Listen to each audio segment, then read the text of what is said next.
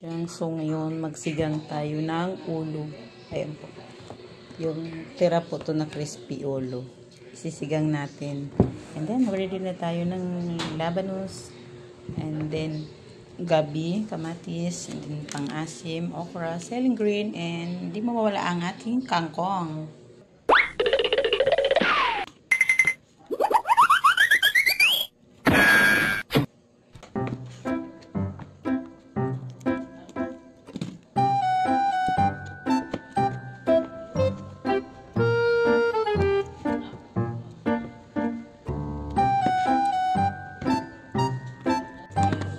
Ayan na guys.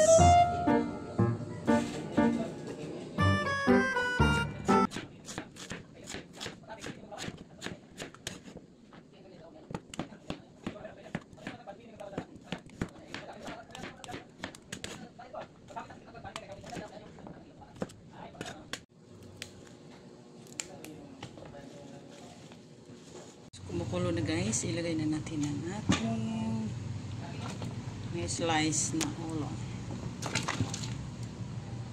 Dahil luto naman na yan guys, isabay na natin ang ating gabi.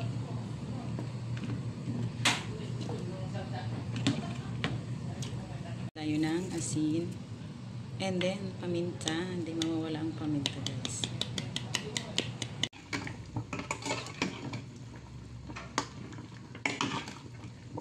Malambot na ang ating gabi.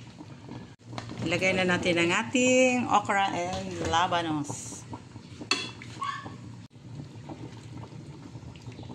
Ang bango na guys. Wow! Ilagay na natin ang ating pang-asim. Busin natin guys kasi medyo marami. Yan na guys. Ilagay na natin ating celery green. And then isunod na natin ang ating kangkong.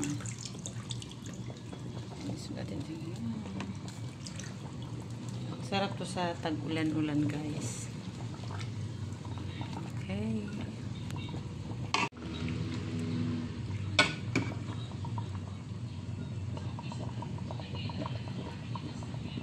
At yun lang guys. Salamat sa panonood.